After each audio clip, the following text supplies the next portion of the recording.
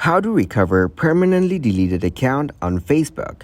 Hello everyone. In this video, I will show you how to recover permanently deleted account on Facebook.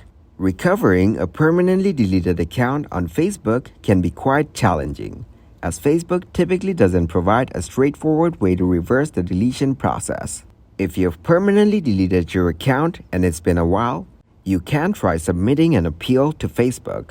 Visit the Facebook Help Center and look for the Submit an Appeal option. So to do that, first of all, open up the Facebook Help Center in the web browser. Once you get into its site, click on Account Settings. Then select the No option.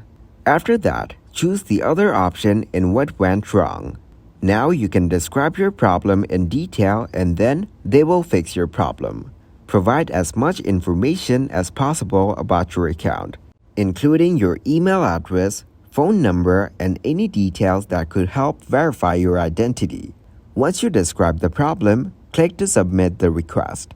Thank you guys for watching this video. Hope you got some value. Make sure to like the video and subscribe to the channel to get notified for new videos. See you in the next one.